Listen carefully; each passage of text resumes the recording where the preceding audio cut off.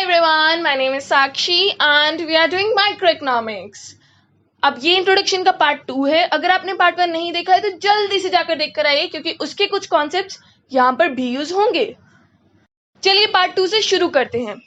पहला टॉपिक है economics as a science. Economics science है?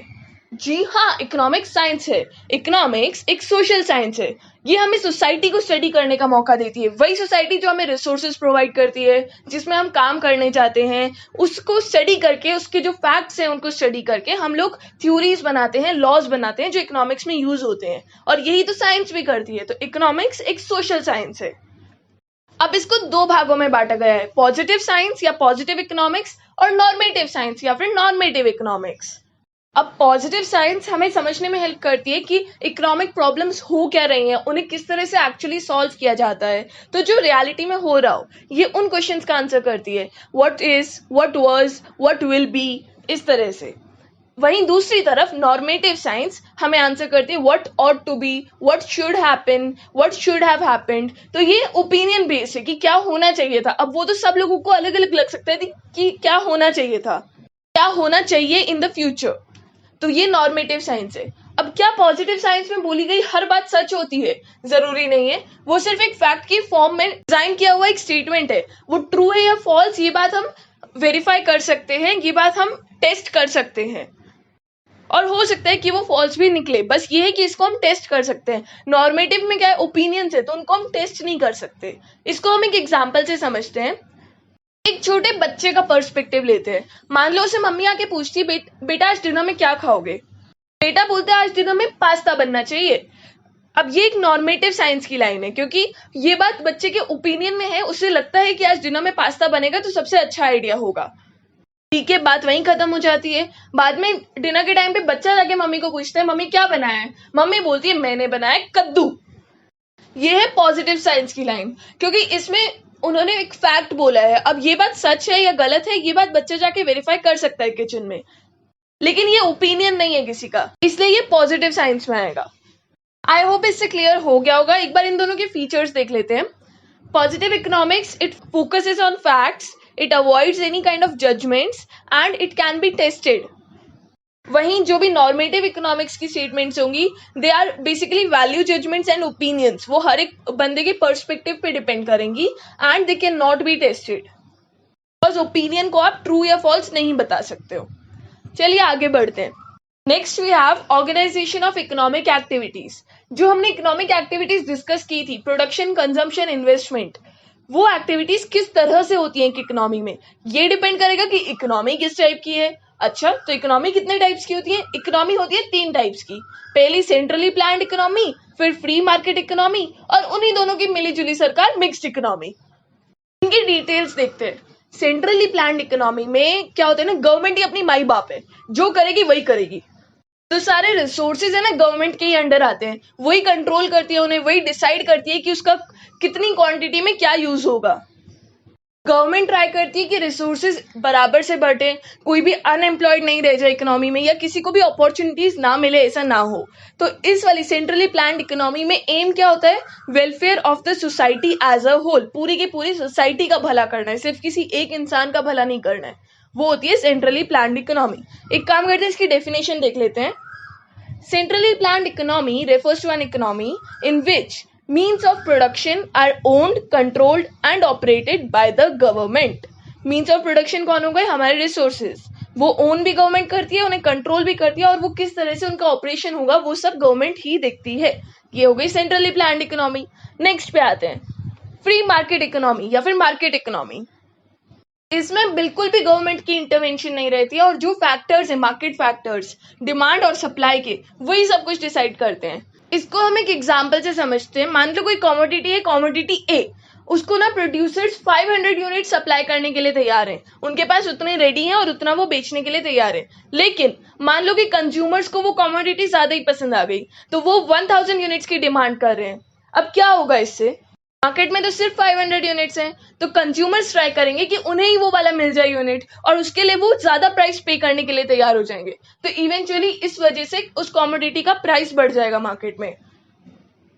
दूसरी तरफ अगले साल अब प्रोड्यूसर्स ने देख लिया कि उसके 1000 यूनिट्स डिमांड होते हैं, तो नेक्स्ट ईयर से प्रोड्यूसर्स 1000 यूनिट्स बनाएंगे ताकि वो पूरी तरह अपॉर्चुनिटी का फायदा उठा पाए। तो इस तरह से एक कमोडिटी के कितने यूनिट्स होंगे एक इकोनॉमी में और उसका क्या प्राइस रहेगा, ये सब चीजें सिर्फ डिमांड और सप्लाई के फैक्टर्स ही डिसाइड कर लेते हैं आपस में। तो यही हमारे central problems of an economy के क्वेश्चंस का भी आंसर करता है। What possible commodities to produce and how much to produce, वही सब यहीं से डिसाइड हो जाता है। होती है फ्री मार्केट इकोनॉमी। एक बार इसकी भी डेफिनेशन देख लेते हैं। Market economy refers to an economy in which means of production are owned, controlled and operated by the private sector। एकदम क्लियर हो गई। चलिए आगे बढ़ते हैं। Mixed economy. मिक्स्ड इकोनॉमी वो होती है जिसमें सेंट्रली प्लान्ड और फ्री मार्केट दोनों इकोनॉमीज के फीचर्स होते हैं। यानी कि इसमें जो हमारे central problems of an economy के क्वेश्चंस थे, what to produce, how to produce and for whom to produce, उनका आंसर गवर्नमेंट, प्रोड्यूसर, कंज्यूमर यानी कि पब्लिक सेक्टर और प्राइवेट सेक्टर दोनों साथ में मिलके देते हैं। कैसे देते हैं? Using central planning and price mechanism. Central planning मतलब गवर्नमेंट प्लान करती है कि क्या चीजें कितनी बननी चाहिए, कोई चीज बहुत ज्यादा नहीं बन रही हो या बहुत ही कम नहीं बन रही हो। एंड प्राइस मैकेनिज्म मतलब प्राइसेस जो डिसाइड होते हैं वो डिमांड और सप्लाई के फैक्टर्स के बेसिस पे डिसाइड होते हैं, वो कोई और डिसाइड नहीं करके जाता है हमारे लिए, वो होता है प्राइस मैकेनिज्म। अब जो मिक्स्ड इकोनॉमी है, it is the most common form of the economy in the world. ज्यादातर इकोनॉमीज मिक्स्ड इकोनॉमी ही होती हैं। चलिए इसकी डेफिनेशन देख लेते हैं। Mixed economy is a system in which public and private sector are allotted their respective roles for solving the central problems of the economy together. Exactly यही हमने डिस्कस किया था अभी। सेंट्रल प्रॉब्लम्स को सॉल्व करना है तो दोनों मिलकर अपना अपना रोल निभाएंगे। ये थी हमारी मिक्स्ड इकोनॉमी। अब तक हमने क्या क्या सीखा? पहली चीज पॉजिटिव और नॉर्मेटिव इकोनॉमिक्स, जिसमें पॉजिटिव इकोनॉमिक्स फैक्ट्स की फॉर्म में होती है जिसको टेस्ट किया जा सकता है, और नॉर्मेटिव इकोनॉमिक्स ओपिनियंस या जजमेंट की फॉर्म में होती है। नेक्स्ट हमने सीखा था 3 type of economies, centrally planned economy, free market economy और मिक्स्ड इकोनॉमी। सेंट्रली प्लान्ड जिसमें गवर्नमेंट सब कुछ संभालती है, फ्री मार्केट इकोनॉमी जिसमें डिमांड या कंज्यूमर प्रेफरेंसेस के बेसिस पे सब डिसाइड होता है, और तीसरा मिक्स्ड इकोनॉमी जिसमें दोनों पब्लिक सेक्टर और प्राइवेट सेक्टर मिलकर काम करते हैं।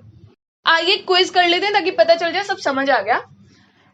In a free market economy, the allocation of resources is determined by A. Votes taken by consumers, B. A central planning authority, C. Consumer preference, D. The level of profits of firm। अगर आपको answer आ गया तो फट से जाके comments में लिख कर आइए, मैं वेट करूंगी।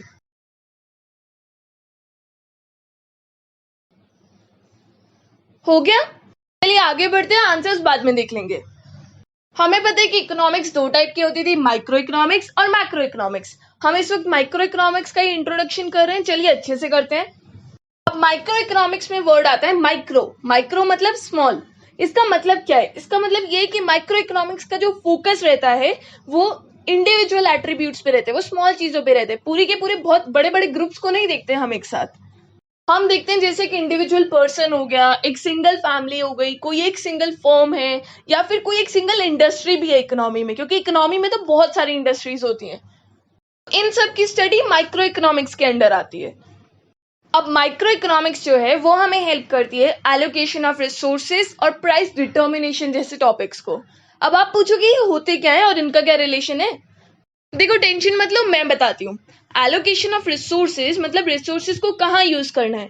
जैसे कि मान लो एक फर्म है, तो इस वक्त फर्म को सोचना है कि उसके पास जो भी रिसोर्सेज हैं उसको वो कैसे यूज करे। क्या वो प्रोडक्ट ए बनाए या प्रोडक्ट बी बनाए, किसकी डिमांड ज्यादा है, जो भी आज का ट्रेंड आ रहा है आगे का उसके अनुसार आगे किसकी डिमांड ज्यादा होने वाली है, वो सब चीजें ये माइक्रो इकोनॉमिक्स हमें स्टडी करने में हेल्प करती है।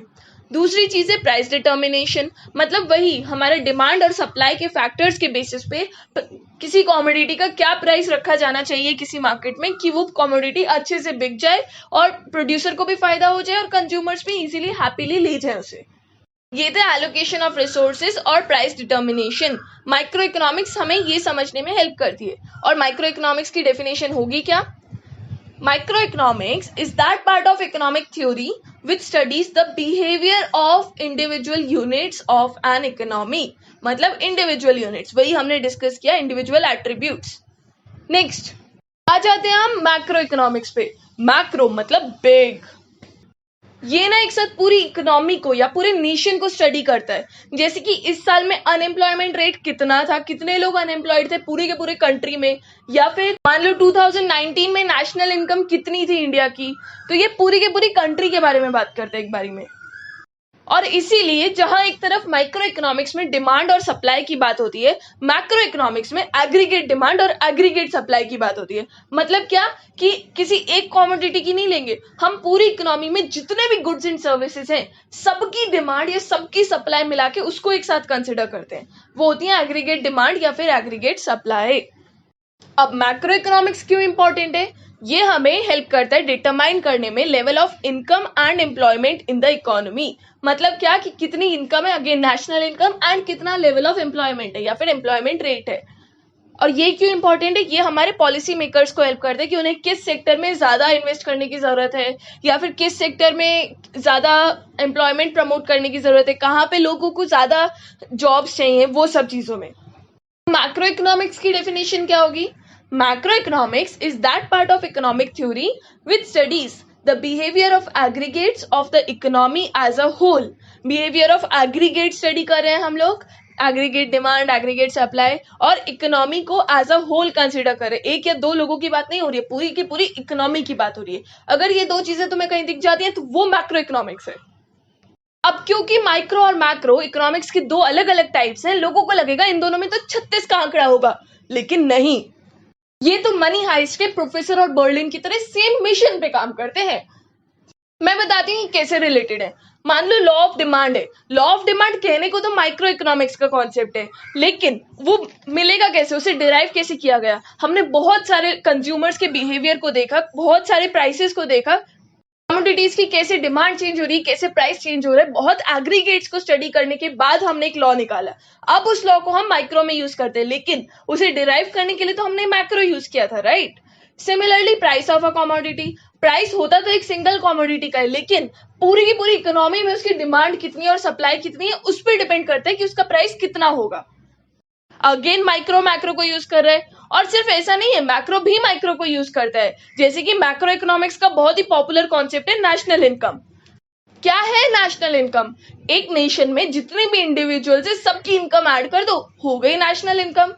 तो उसके लिए भी हमें हर एक फर्म, हर एक पर्सन को कंसिडर करना पड़ता है। Similarly aggregate demand, aggregate demand क्या थी? हमने बोला था अभी कि एक इकोनॉमी में जितने भी गुड्स एंड सर्विसेज है सबकी डिमांड को ऐड करके मिलती है एग्रीगेट डिमांड। अगेन एक इंडिविजुअल कमोडिटी की डिमांड तो चाहिए होगी ना उसको ऐड करने के लिए, तो मैक्रो माइक्रो पे डिपेंडेंट हो गया।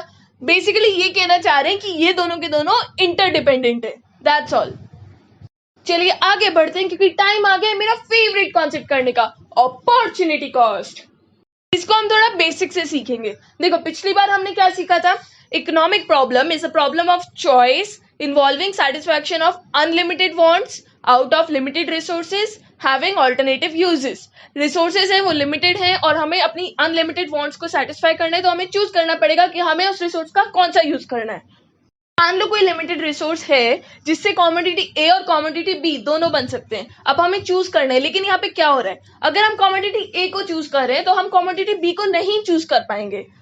तो हम यहाँ पे कमोडिटी बी को प्रोड्यूस करने की जो अपॉर्चुनिटी है उसको भी लूज कर रहे हैं, apart from the resources that we are using up to make commodity ए। इसी लॉस्ट अपॉर्चुनिटी को हम लोग अपॉर्चुनिटी कॉस्ट कहते हैं। एग्जाम्पल से समझते हैं।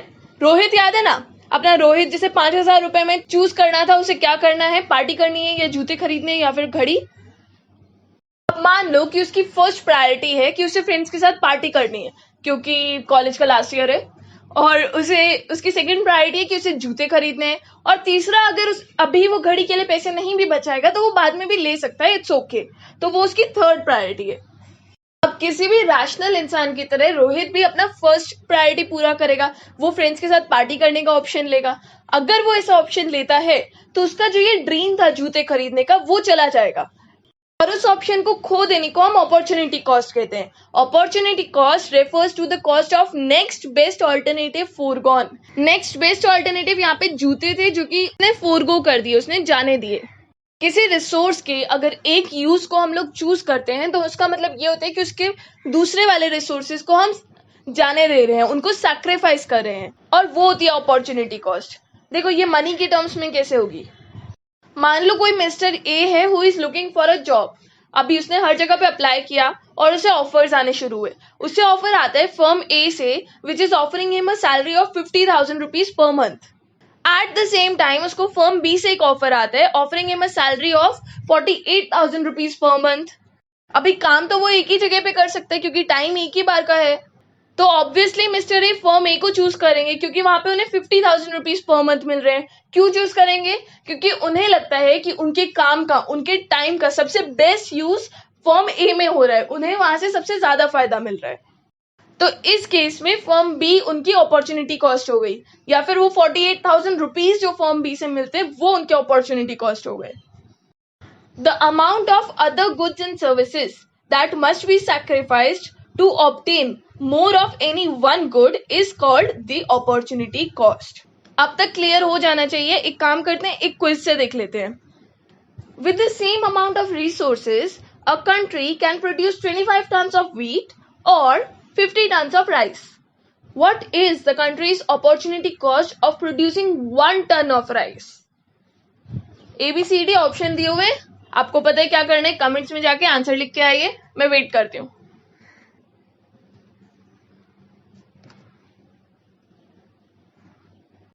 हो गया, वेरी नाइस। चलिए एक रिकैप कर लेते हैं आज क्या क्या सीखा। पहले हमने जाना कि इकोनॉमिक्स एक साइंस है, एक सोशल साइंस, जिसके दो पार्ट्स होते थे, पॉजिटिव इकोनॉमिक्स और नॉर्मेटिव इकोनॉमिक्स। पॉजिटिव जिसमें स्टेटमेंट्स फैक्ट्स की फॉर्म में होते हैं जो कि ट्रू या फॉल्स कुछ भी हो सकते हैं, और नॉर्मेटिव जिसमें ओपिनियन या जजमेंट की फॉर्म में होते हैं जिसको आप टेस्ट नहीं कर सकते। दूसरा हमने सीखा था 3 तरह की इकोनॉमीज होती थी, सेंट्रली प्लान जो कि गवर्नमेंट संभालती है, फ्री मार्केट इकोनॉमी जिसमें डिमांड और सप्लाई के फैक्टर्स की बेसिस पे सब कुछ होता है, और तीसरी मिक्स्ड इकोनॉमी जो कि इन दोनों का कॉम्बिनेशन होती है जिसमें पब्लिक और प्राइवेट सेक्टर दोनों होते हैं। नेक्स्ट हम आए थे 2 टाइप ऑफ इकोनॉमिक्स पे, माइक्रो इकोनॉमिक्स और मैक्रो इकोनॉमिक्स। हमने सीखा कि वो दोनों क्या होते हैं और वो दोनों इंटरडिपेंडेंट होते हैं। चौथा हमने किया अपॉर्चुनिटी कॉस्ट का कॉन्सेप्ट, जिसमें कि जो आप ऑल्टरनेटिव नहीं चूज कर रहे हो उससे जो बेनिफिट आपको मिल सकता था वो आपकी अपॉर्चुनिटी कॉस्ट है कि आपने वो वाली अपॉर्चुनिटी खो दी। अब फट से हम लोग आंसर्स पे आ जाते हैं, इसी का तो वेट हो रहा था। हाँ, तो in a free market economy the allocation of resources is determined by, answer is C, consumer preference.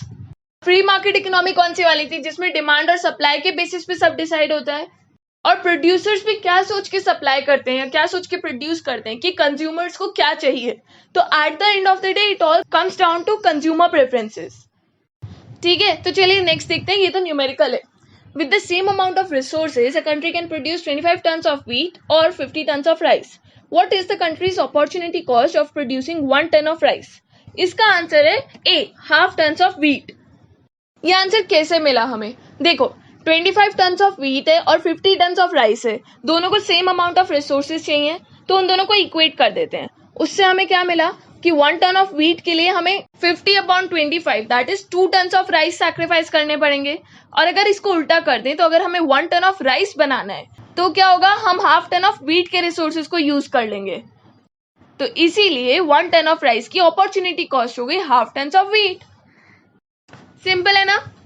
तो congratulations to everybody who got the right answers, और जिनको नहीं आया था आई होप आपको अब आ गया हो। आई होप आपको ये वाला सेशन बहुत पसंद आया होगा। नेक्स्ट में हम लोग पीपीएफ पढ़ने वाले हैं, प्रोडक्शन पॉसिबिलिटी फ्रंटियर। तब तक के लिए दिल लगा के पढ़ाई कीजिए और वापस आते रहिएगा। Happy studying, bye bye.